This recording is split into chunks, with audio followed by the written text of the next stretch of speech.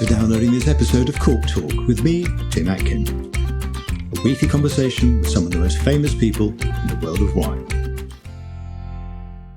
Núria Altés was born into a family of grape growers in Batea in southern Catalonia and worked at the local co-operative before she set up her own bodega, Herència Altés, with her husband Rafa de Haan in 2010. Now recognised as one of the leading voices in the dynamic Terra Alta region, she's passionate and deeply knowledgeable about organic viticulture, old vines and local grapes such as Garnacha Blanca and Garnacha Peluda. Hello, Núria, and welcome to the podcast. Hi, Tim. Thank you for having me here this afternoon. It's a pleasure to hear your voice. I'm really looking forward to learning all about Terra Alta because it's a place I'm ashamed to say I've not been, but I absolutely love the wines. I had the chance of meeting you this year at Barcelona Wine Week, and we got talking, and I thought, got to have you on the podcast. Anyway, we're going to learn all about your background because you were born and brought up in Batea, in the Terra Alta region. And I think both your parents and grandparents owned vineyards there. And did they also make wine or not? Not really. My family has been wine growers for generations because it's that people in Terra Alta do, but they never made wine as a business, only for their consumption. So they use the grapes to make their own wine, but not to sell it. Yeah, but not all of them, just a portion to have wine all over the year. Yeah, absolutely. So it was almost subsistence farming. Were they doing other types of farming? Yeah, because in Terra Alta is all about farming. Firstly is vineyard, but then we have almond trees and olive trees also. We'll talk a little bit about the Mediterranean influence in a minute, but what influence did wine and the countryside where you grew up have on you as a child? Massive, because, when I was little, I never wanted to go in the vineyards. I was only angry about it, but the feelings were there. So every time you growing, you love more the land that you was born, no? It's like, it's nice. And why did you not want to go farming? Because it was what your parents and grandparents were doing? Yeah, because it was hard. It was very hard. And we wanted to be outside the countryside, no? Yeah. As a teenager, you want to fly, no? Yeah. I mean, you're a country girl, as you said, but you went, I think, to boarding school in Tarragona when you were 14. So was that a big change? It was, very big change and very fun also, because usually all the people from the forest, from the countryside, were to Tarragona. So all of them had the same background, and we had a great time there. We still have lots of friends from this era, no, from this period, and it's very magic what we built around it. And Tarragona is very different from Barcelona, isn't it? It's much smaller as a city. It's much more smaller. It's very pretty because it's a Roman ancient. And it's by the sea also. So it's nice. It's a nice city to stay for a few years. I mean, and you then came back to study agriculture, right? At a local training school. I think you were 18. You came back to Terra Alta, yeah? So was the plan to work in the family business and to grow grapes and make wine? I mean, it wasn't a business, but, the family tradition, as it were. No, at the beginning, I didn't consider, but later I started working in the wine industry, and it became clear to me that I wanted to following my instinct and make wines. Yeah. And so, I mean, when did that realization happen that you thought, hey, I might do this? I mean, you went to study agriculture, but could it have been something other than wine? It could have been almonds or olives? No, because wine business is massive in Terra Alta. Is the first thing that it's there. So never consider to have almonds or olive trees. Wine is the most important point in Terra Alta. Yeah. Yeah. So it was going to be wine, because your first job was at the local cooperative in Batea. Batea runs through your life like a stream, really. It's called Celer Batea. And what was your job when you started there, and how old were you? Bueno, my role in the cooperative was big because I had the opportunity to participate in many aspects, from winemaking, from the vineyard to marketing. And also I became intimately familiar with all the vineyards and of the members who represent a very significant percentage in Terra Alta vineyards. So that was super nice to know what's going on. Because Batea has a different parts, north and south, no? So higher altitude and valleys. So to know the idiosyncratic of these things, it's very important to learn about Terra Alta. To know what's where, basically. Yeah. And presumably, how many members did the cooperative have? Can you remember? They are, I think, I don't know, but I think 500 or so. Oh, right, lots. And mostly men, presumably? Yeah, because Batea has 2,000 population. So big percentage of them are part of the cooperative. Yeah. And what did they make of you? You were a young woman coming to work in the cooperative. Was that unusual? Quite unusual. Actually, when I was suggesting them for treatments, they looking at me like, what are you talking about? As a young woman, no? It was not easy. But yeah, we built something nice, yeah. Yeah. I mean, how important are cooperatives in the region? Is it a region of cooperatives? I mean, places like La Mancha is like dominated by cooperatives. Is Terra Alta the same? Yeah, it's quite big also because, you know, the agricultural cooperatives in Catalonia has its roots in late 19th century or so, driven by the need of farmers to deal with economic crisis and phylloxera, and a little bit running away from the big land owners, no? Yeah. And in these places, which Terra Alta is poor, is the poorest area probably in Catalonia, it was very, very important for farmers. And why is it so poor? Just because it's remote? Yeah, it's far away from everywhere, away from the city, and also it's very dry. So the richness is the water, no? That's interesting. Yeah, the more water you have, the richer you are because the more you can cultivate other crops. It's interesting, isn't it? And what was Terra Alta like in the 1990s when you started? I mean, were its wines famous already or not? No. It was very difficult. In the 90s, winemaking was totally different. The harvest started very late, maybe a month later than now. Wow. So the alcohol levels, of course, were terrific, like 16, 17, 18. Native grape varieties weren't valued as much. And wines from Terra Alta region weren't found on restaurants' wine list, even in Barcelona. So probably we had more opportunities outside than inside at the beginning. We can travel to the States and they give us the opportunity to sell the wines, but not in Barcelona, for example. Interesting, yeah. I mean, just tell us a little bit about Terra Alta. It's in the southern part of Catalonia. Tell us a bit about its climatic influences. You've said it's very dry, soil types, and just how it differs from the other 10 Catalan denominaciones de origen. Yeah, Terra Alta is the south west in Terra Alta, in the borderline with Aragon. That's why we have also Garnacha, but more Garnacha Blanca than red Garnacha, which is in Aragon the opposite. It's a dry continental Mediterranean climate. And the average of rainfall could be 400 milliliters.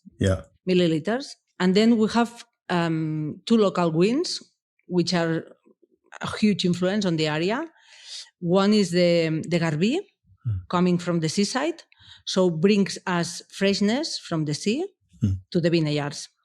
And then we have the northwesterly cierzo or mestral, no, which is the same in Aragon, and it's a very dry wind, which helps to prevent the spread of fungi or diseases, no, affecting the plant. So that's why in Terra Alta is very easy to do organic farming. Because it's so dry and you have these winds, yeah? Yeah, because we don't have, the mildew is so rare, so we are lucky with that. Yeah. I mean, it's got 12 different sub-regions within Terra Alta, hasn't it? Well, basically we difference about the platform and the valleys. For me, it's a big difference between the altitude, no? Yeah. Of course, winters are very, very, very cold, between 5 or 7 degrees average, and summer is very hot. But even in the summer, by night, we have the garbi coming from the seaside and down the temperature significantly, maybe 10 or 12 degrees less by night. So is it Mediterranean or more continental in a way? It's continental. This touch is more continental. Yeah. And it's a very old winemaking region. You told me that, it goes back to what, 3rd century BC? How do we know that? Well, because near the winery, a few meters from the winery, we have an Iberian settlement. And a few years ago, the archaeologists found a stone tank of wine from the 3rd century before Christ. And in the tank, they found these resin seeds and tartaric acid. So it was red wine, not Garnacha Blanca. Was it Garnacha Tinta, do we think? I think so, but they don't know exactly because there is no enough organic matter to know which variety it was. Yeah. But recently I was talking with the archaeologist again, and he told me that now they found a press, a mechanic press, which is fantastic. What, even old? What, this from the same period? Yeah, from the same period. Amazing. So it was Phoenicians, presumably, wasn't it, in those days? Well, no, the commercial was Phoenician, of course. Yeah. And they have vestiges in Catalonia from 7th and 8th century before Christ. Wow, it's very old. I mean, and you're very close to the Ebro River. What influence does that have? Does that have an influence on the region? Yeah, of course, because in front of the winery, we have a valley. And this valley is protected by a mountain range called Els Pols de Tortosa Beseit, which is a natural barrier between the River Ebro and the Mediterranean Sea and our home. And also, there is lots of histories about it. It's been 1990 years ago, and I still find ballets, razors from the international brigades. This is from the Civil War, right? Because the Battle of the Ebro was probably the last last one. great battle of the Civil War before before Barcelona fell, really, wasn't it? For me, the Battle of the Ebro is the most important part of our history and idiosyncrasy. So people, feelings and ways to live are super marked by the Civil War, of course. And can you? Are there still trenches there? But you say you still find things in the vineyards. Like There's bullets. Still trenches. Yeah. You can find bones. You can everything. Actually, a few years ago there was a fire, and some bombs explode. Really? Yeah, because the bombs didn't explode at that time. So because of the fire, they explode now. What, in your vineyard? Nearby. Well, that's dangerous, isn't it? Yeah, and dangerous. It's sort of a living museum to a very tragic moment in history, don't you think? Yeah, actually, every single town has a museum and different thematics. So one is international brigades, the other one is hospitals, the other one is different thematics. Yeah, I'm going to come and see it. Listen, I want to talk to you a little bit about your husband. He's called Rafa. He's called Rafa de Haan. He sounds Dutch, but he's actually English. Tell me how you met him. Actually, the complete name is Rafael Antonio de Haan, which is very Spanish, the name. Because very Spanish. His mom was, his mom is from Malaga. Yeah. But he grew up and born in England. Dutch ancestors. His grandfather was Sidney de Haan, one of the 12 siblings from a really poor area in London, in the north of London. But Rafa decided to come to Spain to looking for some roots. And at that time, he was collaborating a little bit with his dad company, which is a bankrupt in England, in London, Bancroft Wines. He was making wine, was he? Or was he coming to buy wine? Yeah. But he's historian, so he studied history in King's University, London. And so he's not a winemaker? No. But he's been a long time now making wine. And he's very perfectionist. So we always try lots of possibilities, and that's the key, to try. And where did you meet him? Actually, it was in a wine fair in London, representing the wine in the cooperative. And I was on my way back to Spain, and he passed through my booth and tried one of my wines, and he loved it. So he decided to phone me and say, "Look, your wine, really like it." He was working like a broker. And I said, I'm going to stay in Barcelona in the Palau Robert for a presentation if you want to come. But I forget to put his name on the list so he can go in. He couldn't get in. And I phoned him, "Oh, sorry, Mr. de Haan, blah, blah, blah."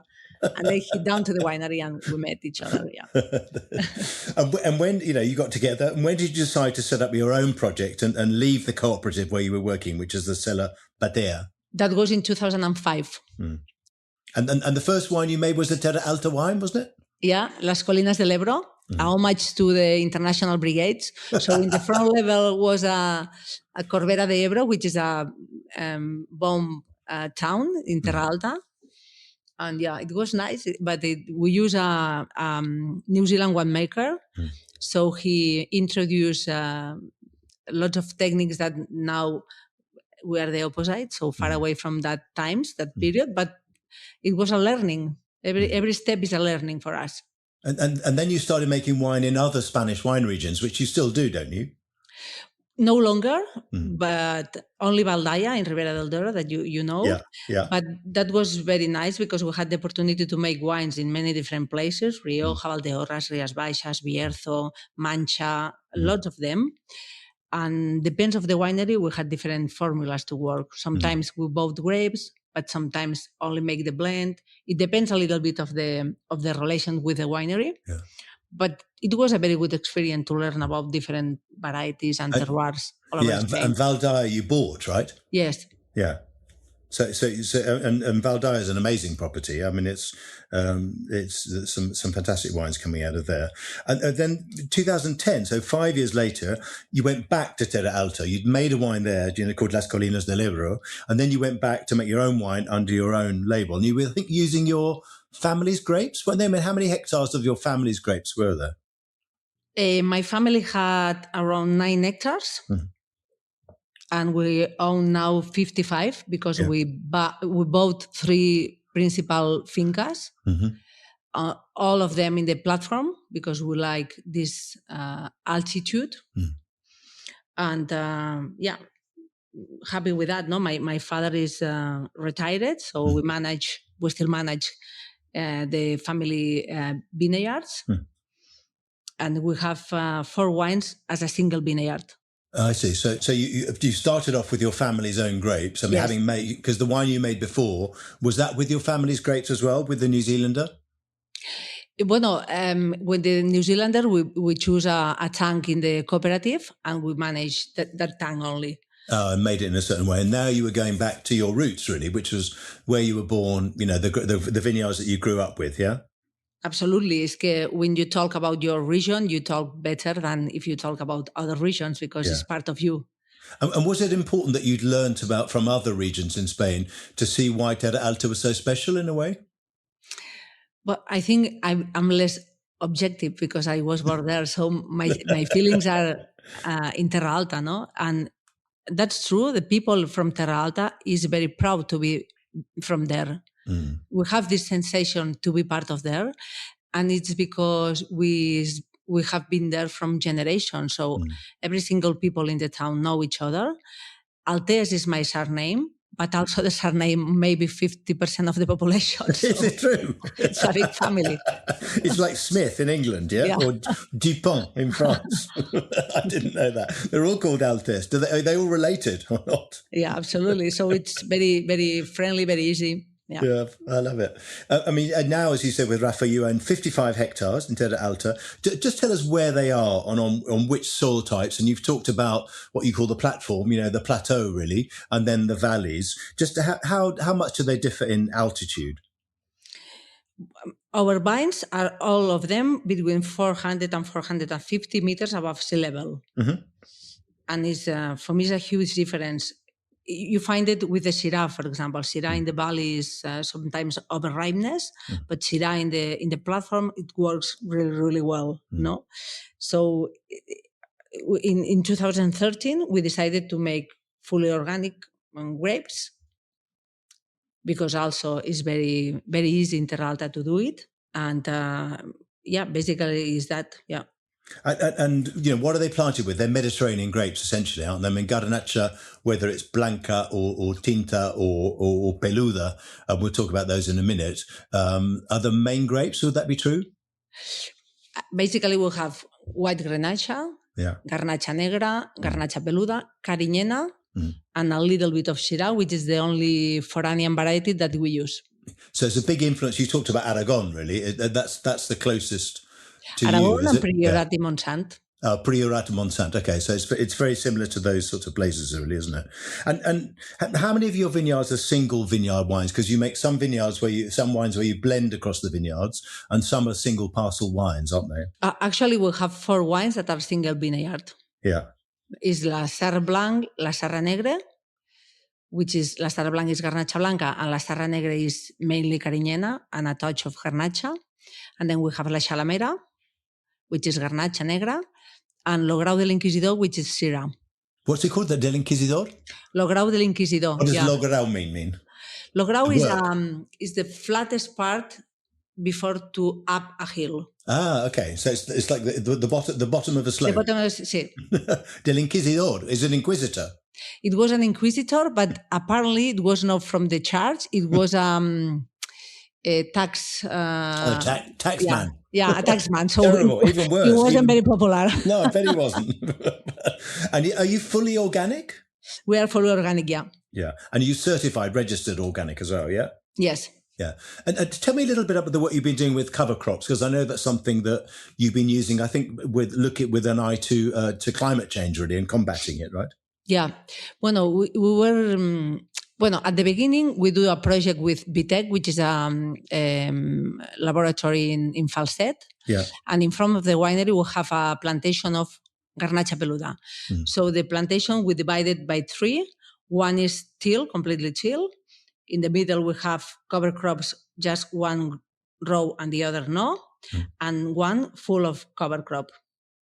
So we can see that the balance maybe is one crop yes and the other not, because with 100% cover crops, the production down significantly. Mm.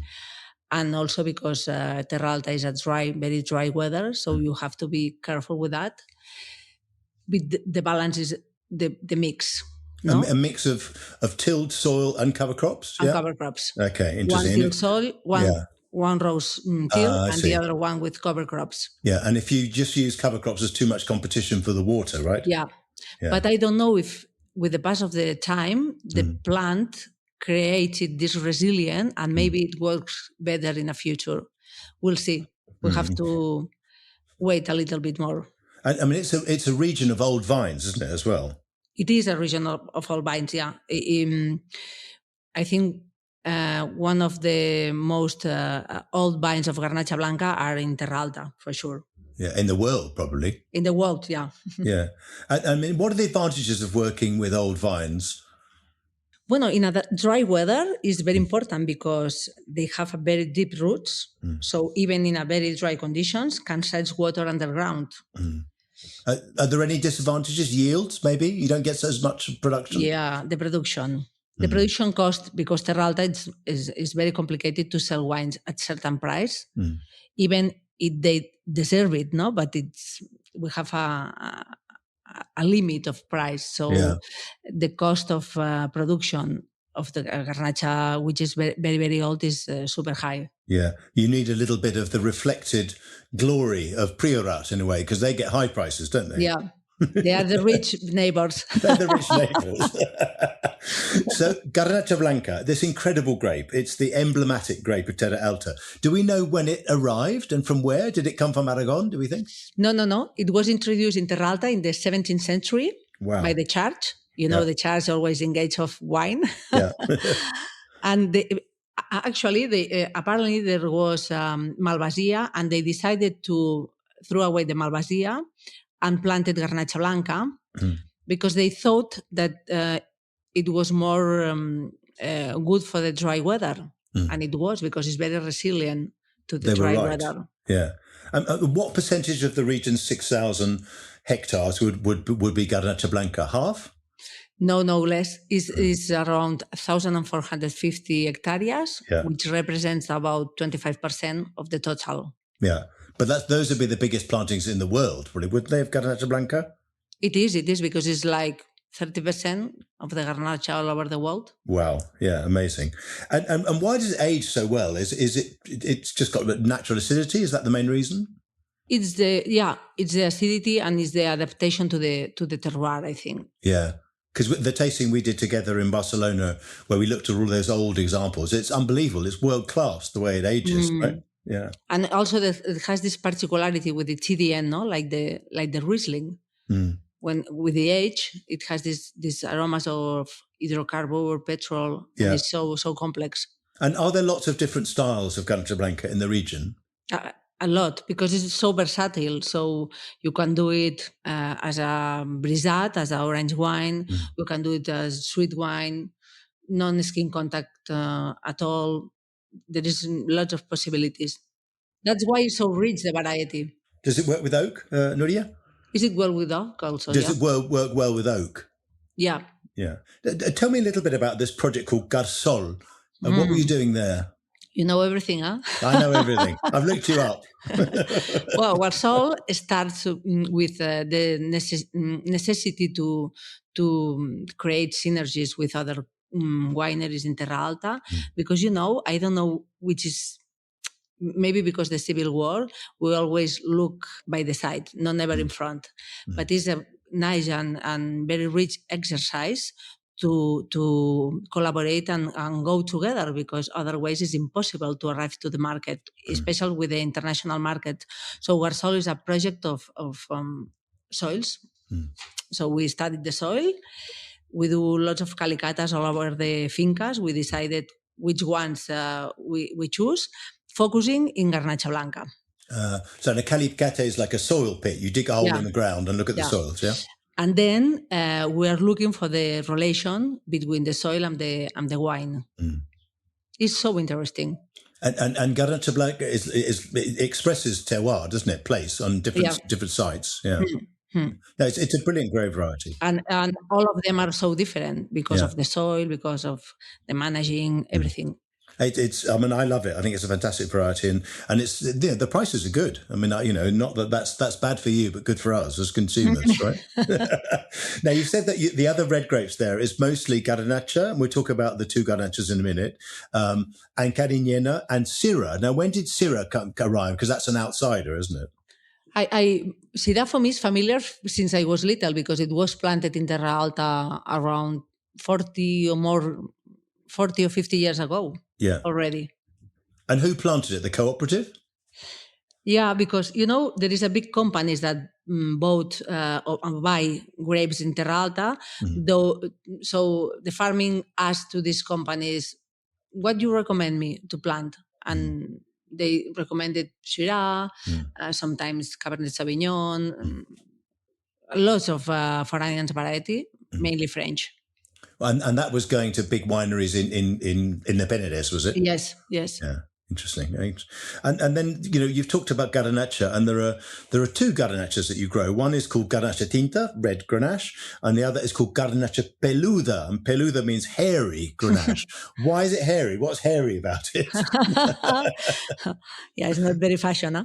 No, because it's called Peluda because back on the lips, it has this small hair, white hair, and it's a mutation. So the Garnacha mutation to adapting to the hot weather in the Mediterranean.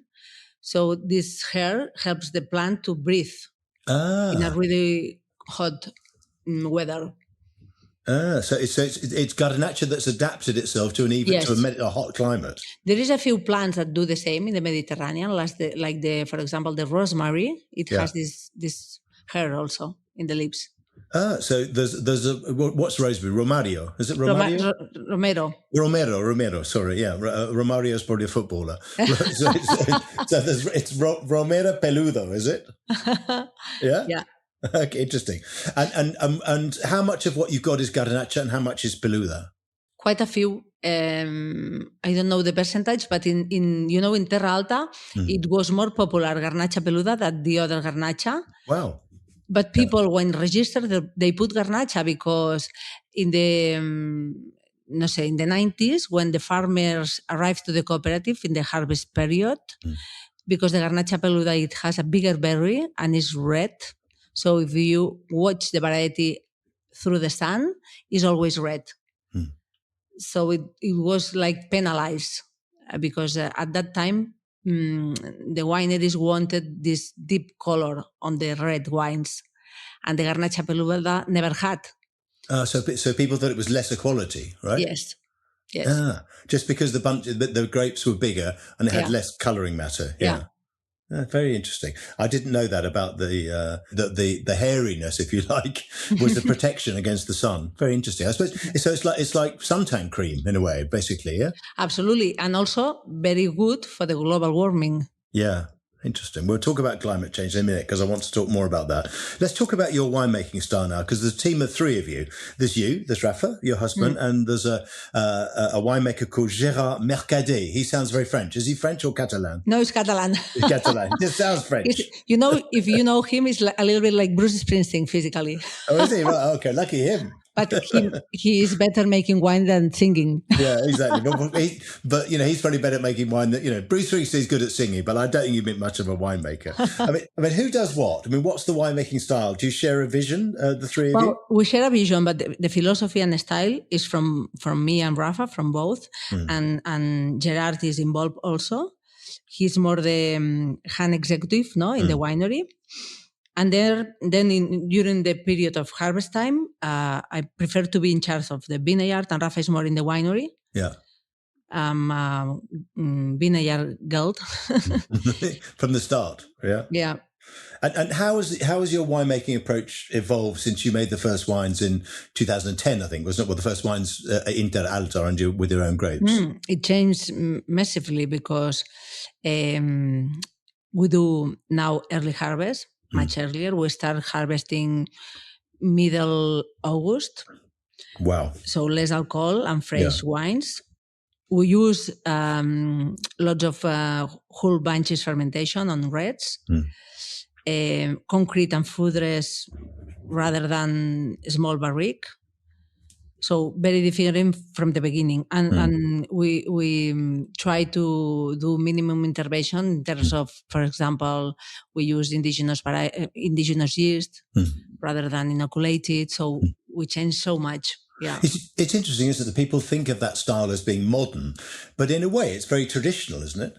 Absolutely. I think we come back to the roots. Yeah. It's just cleaner, right? I mean, you're doing it with better chemistry, better biochemistry. The winery is brilliant, is completely clean, and that's the key, because in the past, the wineries are not so clean. And have the cooperatives evolved as well? In that process? Yeah.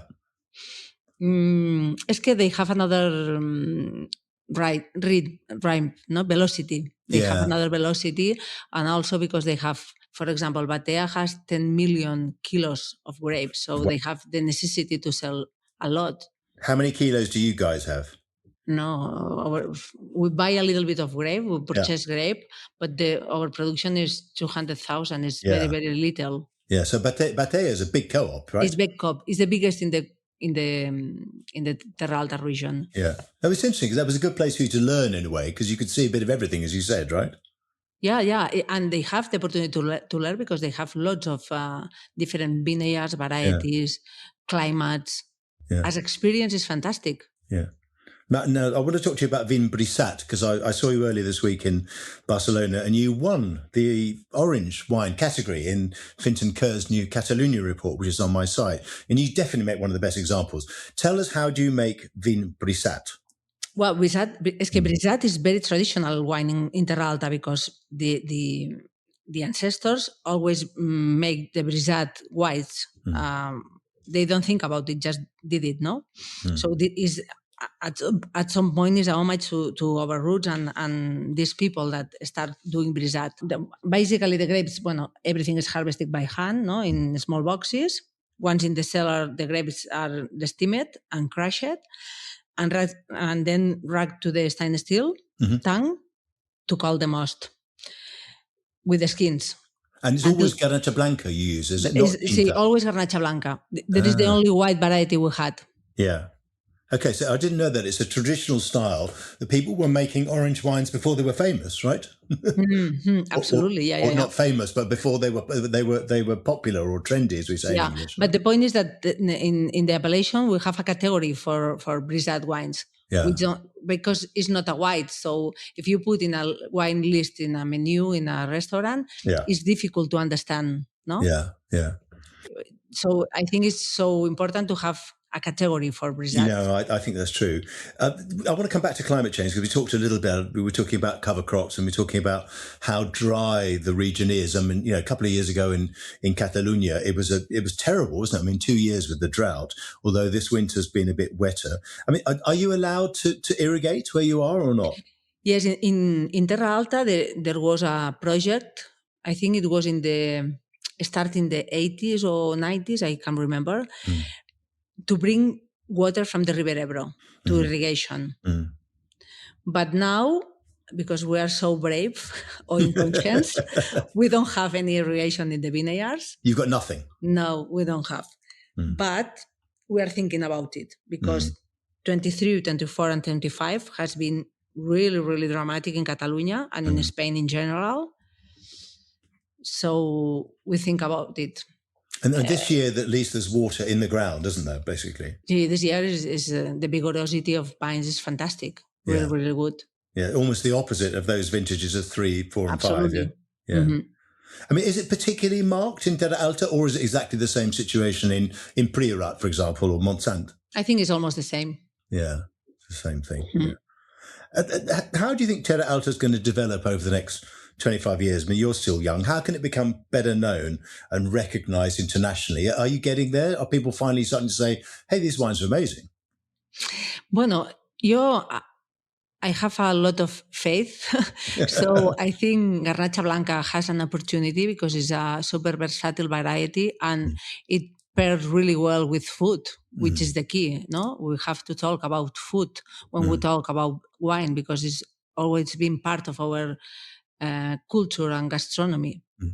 So the key is looking for synergies with other colleagues, with other wineries, to go further, no?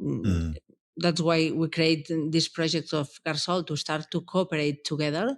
We did the tasting in Barcelona Wine Week, and that's so important. Yeah, it was great. I thought. And what's the local food that it goes with? I mean, are you eating seafood? I mean, even though you're a bit inland.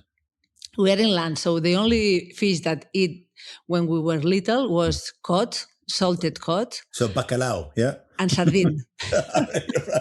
And what about meat? Is it lamb territory or is it more pork? Lamb. It's lamb too. But with sardine, with the salted sardine, we have a really nice dish which is called clocha. Yeah. So it's a bread.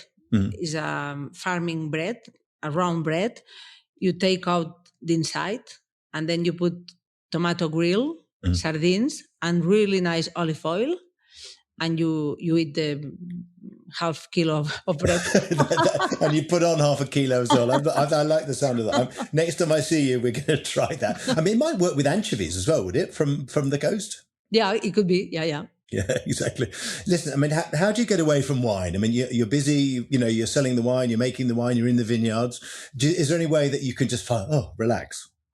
No, for me, it's very easy. I have a big capacity to disconnecting. I love to walk, to trekking in the mountain. So that's for me the escape. And also I have lots of friends which are not involved in the wine business, which is also important. Yeah. And we talk about, I don't know, lots of friends doing car business. So we talk about different things, politics or anything. And what about looking in the vineyards for these things from the Civil War? Is that it's not a hobby, is it? But I love it. It's my passion. I love it because we are part of this history. Yeah. And my family was involved in the Civil War and I have a nice history I'm going to tell you one day. And I do lots of things in the winery about it. We have one day we do a memory of the international brigades. Even now, they still come nephews or grandsons of these international brigadists looking for some questions, no? Because they fought in the Battle of the Ebro, basically. Yeah, because they never understand why these people from so far away came to Spain to fight. It's difficult to understand sometimes, no? It's an amazing story, isn't it? And then when we come to Terra Alta, they realize why. That's so nice. Well, let's end on that point with a toast, a virtual toast to the international brigades. Listen, Núria, it's been fantastic talking to you. Thank you for explaining everything about Terra Alta, about Garnacha, Blanca, and about your amazing history in wine. It's been fascinating talking to you. And I'm going to see you very soon, and I'm going to come and see those vineyards, and we're going to do a little bit of a battlefield tour, right? Thank you, Tim. It's been a pleasure. I invite all the people that listen to us that came to Terra Alta because it's a really hospitality place to come. And it's called Herència Altés. We didn't even mention that, but anyway, but everyone's called Altés. You have to make sure you get the right Altés, yeah? That's true. All right, see you soon. See you soon. Bye. Bye. Thank you. I really have to get to Terra Alta as it's making some of the most exciting wines in Spain, and Herència Altés will be at the top of my bucket list. Next week on Cork Talk, my guest is Matt Gant from Gant & Co. in Australia and Terra Alta in the Douro Valley. Join me then. Thanks for listening to Cork Talk. If you want to read more reports, articles and tasting notes by me, go to my website, timatkin.com. You can also follow me on Twitter @timatkin and on Instagram @timatkinmw. See you next week.